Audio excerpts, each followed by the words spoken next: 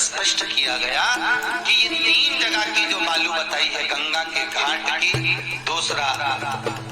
गोपी भूमि की और तीसरा पुष्करणी की, इन 3 जगह की बालू एक जगह पर एकत्रित कर भी अगर हम किसी ब्राह्मण आदि को बालू के साथ में स्वर्ण दान या आभूषण दान कुछ भी थोड़ा सा भी रख कर अगर दान कर देते हैं तो जीवन में किसी दान की जरूरत ही नहीं पड़ती फिर मनुष्य को। ये दान अभिमन्यु जैसे आपको पहले कथा में कहा था, सबसे प्रखर दान कौन सा होता है? जिस समय बच्चे का जन्म होता है और जन्म होने के समय पर बच्चे की नाल कटे थे, उसको अभिमुक्त दान कहा। बच्चे की नाल कटे, नाल कटने के पहले अगर कोई आपका सिस्टर डॉक्टर कोई पहचानने वाला हो और बच्चा जन्म जन्म होने के बाद नाल कट जाएगा तो सावड़ लग जाएगा, सावड़ के समय का दान माना नहीं गया, तो नाल कटे, बच्चा जन्म ले और जन्म के पहले जो नाल कटे और नाल कटने से पहले जो दान दिया जाता है अभिमुक्त दान कहलाता है हमारा। और दान की महत्वता इतनी होती है कि वो दान कभी छिन्न नहीं होता, कभी समाप्त नहीं होता, वो अभिमुक्त प्रखर होता है, फिर वो दान कभी छिन्न नहीं होता, नष्ट नहीं होता, वो दान का महत्व महाराज। तो यहाँ पर जो कथा कर रही है,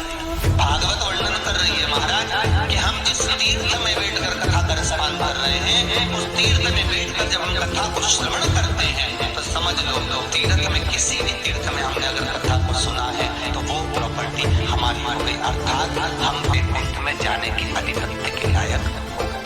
वैकुंठ में जाने महाराज बड़े भाव से भगवान शिव और पार्वती का संवाद चला है। श्रीमद् भागवत कैलाश पर विराजमान है, मां जगत जननी जगदम्बा पार्वती उनके नजदीक में बैठी। कितने दिन की भागवत है? जब के बोलो 7 दिन में आपको भूख लगेगी, भोजन तो करोगे ना, पानी पियोगे, बोलते जाओ, ठीक है, नाश्ता ठीक है, चाय और क्या क्या चाहिए? नहीं कोई लिस्ट हो तुम्हारी तो तुम तो बता दो, उसमें कोई टेंशन वाली बात नहीं है,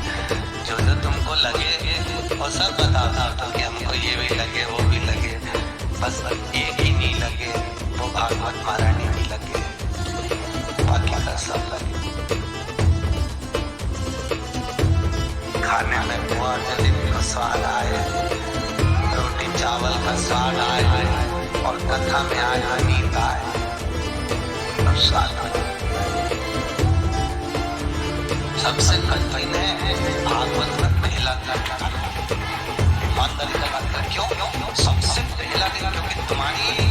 ऐसी आदत है, खाया पिया ऐसी आदत जो पड़ी हुई है, तो वो आदत के कारण अब बीच में ये 3 घंटे की कथा फंस गई। अब वो जो कथा फंसी है, अब इसको एक ज्येष्ठ शरीर करे थोड़ा, तो पहला दिन बड़ा भारी रहता है। अच्छे कथाकार भी कथा किए नहीं तो पहला दिन तो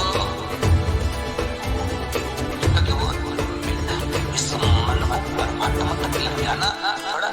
बाल्टी कुएं में डालना है तो थोड़ी रस्सी तो छोड़ना पड़ेगा, थोड़ा समय तो लगेगा उसमें, पर चित्त वृत्ति को परमात्मा तक ले जाना थोड़ा पहला दिन भारी पड़ता है। तो आप ये ना सोचना ढोल वाला मिला के रखा है, ऐसे तो कोई ऐसा सोचना मत, कोई मन को परमात्मा तक लेकर जाना है, मतलब बड़े